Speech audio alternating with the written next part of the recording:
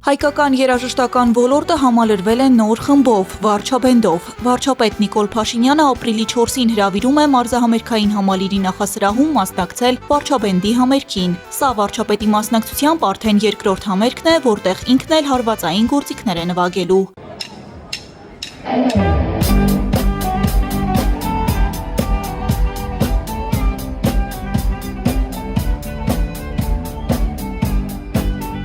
Մինչ այս Նիկոլ Փաշինյանը երաժշտական ասպարեզում հանրային գործունեությունը ամիսներ առաջ սկսեց կարճ տեսանյութերի շարքով։ Դրանք սոցցանցերում տարածվում էին տարբեր ոճերի երաժշտական ուղեկցմամբ։ Միջազգային մամուլը միանգամից իր ուշադրությունը հրավիրեց դրա վրա։ BBC-ն դեկտեմբերին հոդված էր հրապարակել անդրադառնալով վարչապետի տեսանյութերին։ Ըստ պարբերականի Հայաստանի վարչապետ Նիկոլ Փաշինյանը սկսել է հրապարակել տեսանյութեր, որտեղ լռությամբ լսում է երաժշտություն՝ Զենֆիրայից մինչև Ադել, Ջոն Լենոն, Վիսոցկի և DDT։ Հոկտեմբերին Զենֆիրայի «Պրոստի մինյա մայա լյուբով» երգի տակ նկարված տեսանյութը հավաքել է 16 միլիոն դիտում Ինստագրամում և դարձել մեմ։ Այս շարքին արդեն իսկ հաջորդեց վարչապետ նվագախմբի ստեղծումը։ Սկզբում համացանցում հայտնվեցին կադրեր, թե ինչպես էր Նիկոլ Փաշինյանը սովորում հարվածային գործիքներ նվագել։ Ավելի ուշ սոցցանցերում տարածվեցին կադրեր համերգային փորձերից։ Ուշագրավ էր նաև նոր բենդի անունը՝ Վարչաբենդ։ Առաջին համերգը կայացավ 2026 թվականի հունվարի 30-ին։ Վարչապետը հանդես էր գալիս հարվածային գործիքներով։